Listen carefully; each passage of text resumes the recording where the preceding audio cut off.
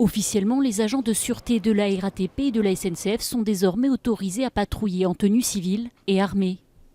Dans les faits, ils vont au préalable devoir suivre une formation et remplir 2 critères: avoir 5 ans d'expérience au sein du service de sécurité de la RATP ou de la SNCF et être agréés par le préfet de police.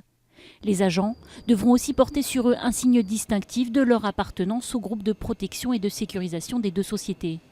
Autre mesure immédiatement applicable, les palpations de sécurité dans les gares, les stations, les arrêts et les véhicules de transport. Toutefois, elles ne pourront s'effectuer que dans des circonstances particulières liées à l'existence de menaces graves pour la sécurité publique. Des mesures accueillies timidement par les usagers. Alors je ne sais pas si c'est heureux ou malheureux, mais en tout cas je pense que la population française peut être au moins rassurée de cette mesure-là. Il faut faire la part des choses, il faut vraiment être sûr que ce soit quelqu'un de dangereux ou pas. Ça ne me rassure pas du tout. Je pense que c'est la porte ouverte à des excès.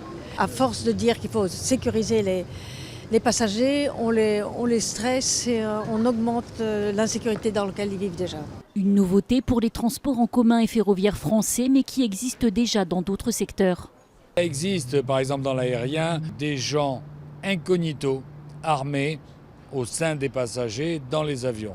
Il y a déjà des compagnies qui font cela, bien sûr, El Al, qui est particulièrement visée, où il y a des hommes de sécurité qui sont anonymes, non reconnaissables à bord des avions et qui sont équipés. Les premiers agents civils devraient être déployés dans le métro dans quelques semaines et d'ici à la fin de l'année pour la SNCF.